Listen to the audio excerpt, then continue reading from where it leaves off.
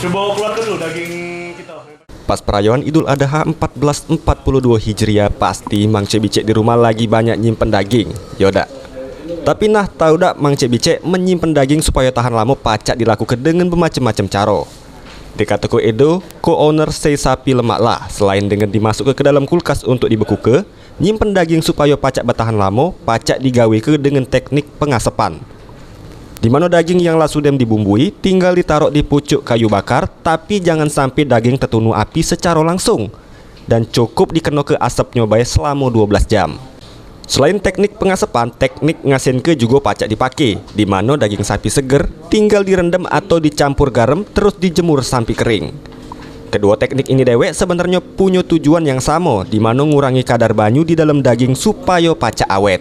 Untuk tips dan trik agar daging sapi yang didapat ketika Idul Adha dapat bertahan lama, yang pertama itu paling sederhana, biasanya masyarakat kita ini masukkan ke dalam kulkas, dalam freezer agar bertahan lama. Tetapi selain itu juga ada cara-cara lain yang sebenarnya pun tidak kalah mengawetkan daripada masuk ke kulkas. Salah satunya adalah dengan cara mengasapkan daging itu sendiri.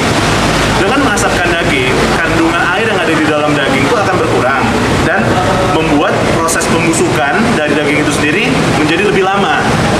Tuh. Dan selain itu juga yang cara tradisional yang kerap kita ketahui, tapi biasanya ini dilakukan untuk ikan, tapi tidak menutup kemungkinan bahwa cara tersebut dilakukan kepada daging adalah dengan cara diasinkan.